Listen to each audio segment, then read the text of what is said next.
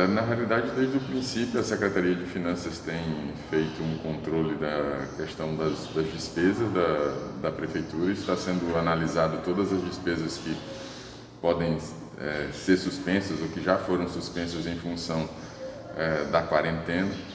E do ponto de vista, por exemplo, da questão de impostos, o IPTU, né, já pela segunda vez essa própria semana, essa mesma semana agora que a gente está, ele foi postergado as suas datas de pagamento, obviamente para facilitar para o contribuinte da cidade diante das dificuldades econômicas que a gente vem vivendo.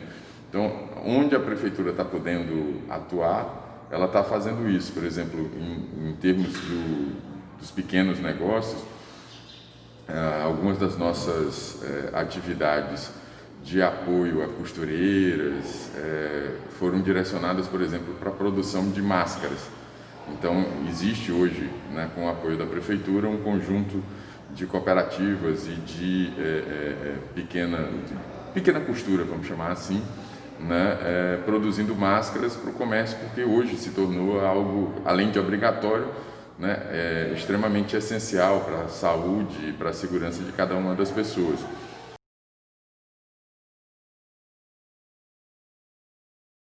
A prefeitura, nesse momento, considerando o pós-pandemia, tem, digamos assim, algumas limitações. Obviamente que a questão econômica que se abate sobre as famílias, ela termina tendo como consequência o fato de que a atividade econômica vai ser menos dinâmica e, portanto, a arrecadação de impostos também, né? Já que o Estado como um todo vive da dinâmica econômica do setor, da sociedade como um todo, do setor privado.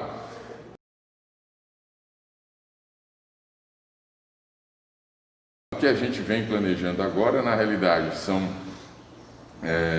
empréstimos que, quer dizer, a continuidade do programa de obras que vem sendo tocado pelo prefeito Firmino Filho, com empréstimos internacionais, seja a partir da CAF, seja a partir do Banco Mundial, seja a partir de recursos do próprio governo federal tomados em empréstimo à Caixa Econômica, né?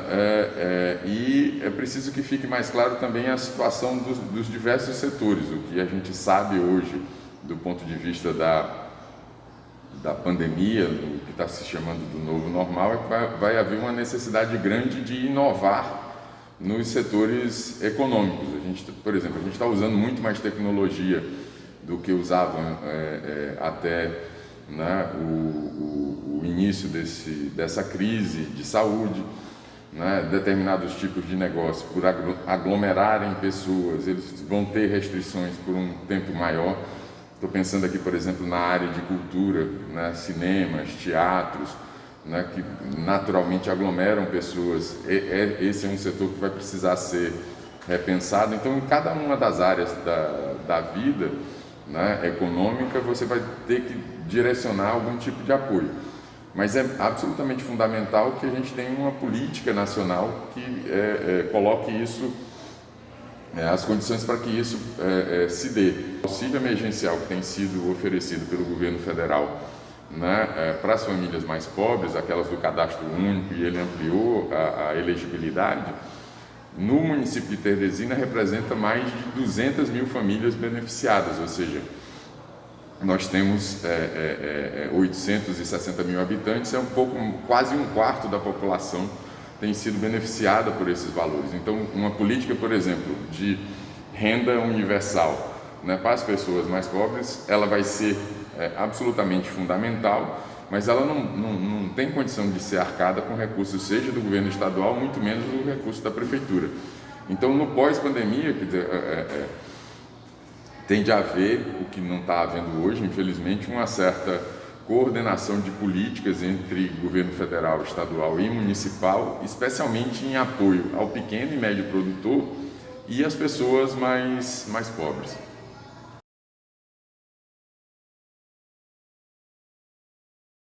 A pergunta é absolutamente pertinente. Eu acho assim, certamente uma das principais dificuldades, né? Vou citar um exemplo. A gente teve um debate vem tendo um debate sobre a questão de um medicamento específico para uso, né, geral. E esse debate, embora ele tenha inclusive amparo no meio médico, ele coloca esse medicamento como se for uma cura. E não há evidência científica suficiente para você considerar que esse remédio seja cura. A prefeitura tem um protocolo de utilização desse medicamento, mas em nenhum momento pensou como uma cura. Na realidade, é um protocolo, o médico utiliza dependendo, né, do paciente, dentro das condições de cada um dos pacientes.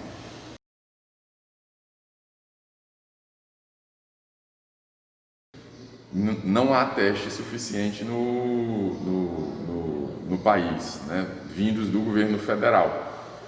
A prefeitura de Teresina, sozinha, né, já comprou mais de 50 mil testes e recebeu via governo estadual do governo federal 5.900 testes.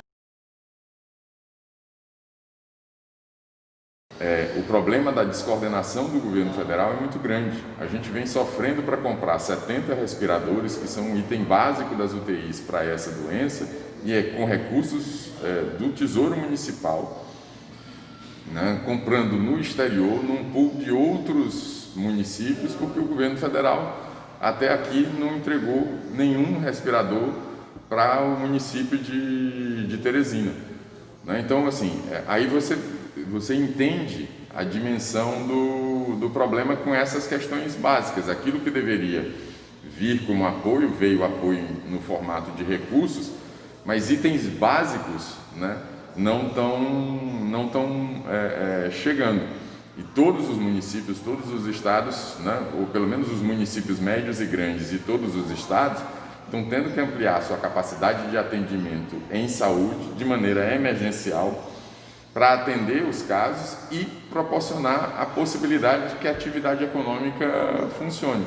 Então tem uma contradição, quer dizer, eu quero que a atividade econômica abra, mas para a atividade econômica abrir eu preciso prover condições básicas de infraestrutura em saúde, e isso eu não estou fazendo. Então tem um erro, né, que prejudica, um erro estratégico, né, de opção de política pública, que tem sido responsável pela situação grave que a gente vive, né, no país como um todo.